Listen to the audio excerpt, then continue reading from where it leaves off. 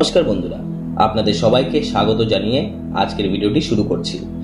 হিন্দু সনাতন শাস্ত্র অনুযায়ী আমরা জানি যে পুজো করার ক্ষেত্রে আমাদের না খেয়ে পুজো করতে হয়, এরকম একটা নীতি প্রচলিত রয়েছে। আমরা অনেক সময় উপবাসও রেখে থাকি পুজোর কারণে। এবার আপনাদের মনে অনেক সময় প্রশ্ন জেগেছে হয়তো যে শুধুমাত্র উপবাস বা না খেয়ে পুজো করলে তবেই কি ভগবান সন্তুষ্ট হয়, নাকি খেয়ে দেয়েও পুজো করা যায়? এই মতটি নিয়ে অনেক রকম মতামত আমাদের মধ্যে চালু আছে। অনেকেই বলেন যে খেয়ে দিয়ে পুজো করলে কোনো রকম অসুবিধা নেই, আবার অনেকে মনে করেন যে উপবাস না করে খেয়ে দিয়ে পুজো করলে তা অপরাধ বলে গণ্য হয়। আজকের এই ভিডিওর মাধ্যমে আমরা জানবো কোনটি শাস্ত্রসম্মত, খেয়ে দিয়ে পুজো করা নাকি উপবাস করে। চলুন বন্ধুরা, এই ভিডিওর মাধ্যমে জেনে নেওয়া যাক এই বিষয়টি।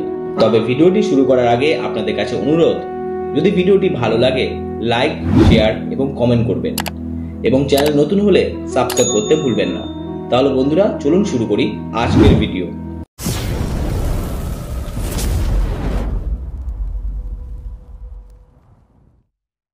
খাওয়া দাওয়া করে কি পুজো করা যায়, নাকি কেবলমাত্র উপবাস করে না খেয়ে পুজো করতে হয়?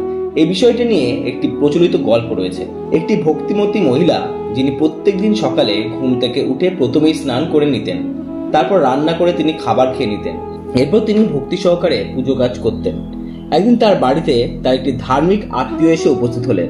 তিনি এসে দেখলেন এই মহিলাটি সকালবেলা উঠে যথা নিয়ম অনুযায়ী স্নান কার্য করার পর রান্না করে খাবার খেয়ে নিয়ে তারপর পুজো করেন। এটিকে তিনি স্বাস্থ্য বিরোধী বলে বললেন এবং বললেন অবশ্যই সকালবেলা উঠে উপবাস রেখে কিছু না খেয়েই ঠাকুরের পুজো করতে হবে।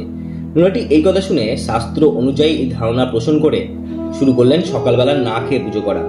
এরপর কিছুদিন এই কাজ করার পর তিনি লক্ষ্য করলেন যে তিনি আগে যেমন অনেক সময় ধরে ঠাকুরের পুজো করতে পারতেন, বর্তমানে তা সম্ভব হচ্ছে না। তিনি খুব অল্প সময়ে ঠাকুরের ভক্তি সহকারে পুজোর কাজে সময় দিতে পারছেন। এর কারণে তিনি দেখলেন তার পেটের খিদে অর্থাৎ খিদের জন্য তার মন অন্যদিকে চলে যাচ্ছে, যে কারণে তিনি সম্পূর্ণভাবে ঠাকুরের কাজে তার মন নিয়োগ করতে পারছেন না। এই দেখে তিনি খুব ভালো করে চিন্তা করে দেখলেন আগে তিনি ঘন্টার পর ঘন্টা যত্ন সহকারে বা ভক্তি সহকারে ঠাকুরের পূজায় মনোনিবেশ করতে পারতেন, কারণ সেখানে কোনো রকম ক্ষুধার জ্বালা ছিল না। কিন্তু যখন থেকে তিনি সকালবেলা না খেয়ে পূজার কাজ শুরু করছেন, তখন থেকে তিনি সম্পূর্ণভাবে অনেকক্ষণ ধরে পুজোর কাজে মনোনিবেশ করতে পারেন না। বড়জোর 15 মিনিট থেকে আধ ঘন্টা তিনি মনোযোগ দিয়ে পুজো করেন। এরপরে তার মন চঞ্চল হয়ে ওঠে খিদের জন্য। তাই তিনি ভেবে দেখলেন কোন কাজটি ঠিক। এমন সময় তার বাড়িতে এসে উপস্থিত হলো এক বিজ্ঞ সাধু। তিনি তার বাড়িতে আসেন ভিক্ষা চাইবার জন্য। সেই বিজ্ঞ সাধুকে দেখে মহিলাটি তাকে জিজ্ঞাসা করলেন, সাধু বাবা, আপনি বলুন কোন কাজটি ঠিক, খেয়ে দিয়ে পুজো করা উচিত নাকি না খেয়ে দিয়ে পুজো করা উচিত? সেই সময় সেখানে তার ধার্মিক আত্মীয়টিও উপস্থিত ছিল। সেই সময় সাধু বাবা উত্তর দিলেন যে খেয়ে দিয়ে পুজো করলে সম্পূর্ণভাবে আপনাদের মনোনিবেশ ঘটবে পুজোর কাজে, কিন্তু না খেয়ে পুজো করলে আপনাদের মনের বিচ্যুতি ঘটবে সেই পুজোর কাজ থেকে। ভগবান কোন রকম আড়ম্বরে বিশ্বাস করেন না, তিনি বিশ্বাস করেন ভক্তি এবং শ্রদ্ধায়। অর্থাৎ আপনি যদি এক মন দিয়ে ঈশ্বরের আরাধনা করেন বা ঈশ্বরকে ডাকেন, তাহলে আপনি খেয়ে তাকে পুজো করছেন নাকি না খেয়ে পুজো করছেন এটা কোনো ব্যাপারই নয়। বরং আপনি যদি খেয়ে পুজো করেন তাহলে আপনার মনটি সম্পূর্ণরূপে থাকবে ঈশ্বরের প্রতি, কোনোভাবেই চঞ্চল হবে না আপনাদের পেটের খিদের প্রতি। সুতরাং বন্ধুরা, আপনারা আপনাদের সুবিধা মতো যে কোনো একটি নিয়ম পালন করতে পারেন।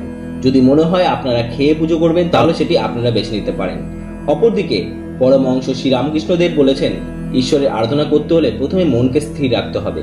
মনকে স্থির করে তাকে ডাকলে তবে ঈশ্বরের সান্নিধ্য লাভ বা আশীর্বাদ পাওয়া সম্ভব। অর্থাৎ যারা ভক্তির পেছনে রাখে তাদের স্বার্থ, তাদের ডাক থেকে ভগবান অনেক দূরে থাকেন। সুতরাং আপনারা মন থেকে ভগবানকে ডাকুন, কোন রকম স্বার্থ নিয়ে নয় বা কোন রকম কপটতা নিয়ে নয়। রামকৃষ্ণদেব আরো বলেছেন মন এবং মুখ এক করে তবেই ভক্তি করতে হবে। অর্থাৎ মনে এক এবং মুখে আর এক, এরকম করে ভগবান বা ঈশ্বরকে ডাকা ঠিক নয়। তাই আপনার মনকে ঠিক করুন এবং মন থেকে ঈশ্বরের আরাধনা করুন, তবে ঈশ্বরের সান্নিধ্য লাভ সম্ভব হবে। অবশ্যই ভক্তিটাই এখানে প্রাধান্য পাবে। কোনোভাবে আপনি উপোস করে রয়েছেন নাকি খাওয়া দাওয়া করে পুজো করছেন সেটা গুরুত্বপূর্ণ নয়। সুতরাং বন্ধুরা, আপনারা ভক্তি সহকারে আপনাদের ইচ্ছে অনুযায়ী অর্থাৎ আপনাদের সুবিধা অনুযায়ী যদি মনে হয় খাওয়া দাওয়া করে ভক্তি আসা বেশি সম্ভব, তাহলে সেই পদ্ধতি অবলম্বন করতে পারেন। বন্ধুরা, ভিডিওটি ইনফরমেটিভ লাগলে অবশ্যই ভিডিওটিকে লাইক এবং শেয়ার করবেন এবং চ্যানেলে নতুন হলে সাবস্ক্রাইব করতে ভুলবেন না। তাহলে বন্ধুরা, আজকের মতো এইটুকুই। আবার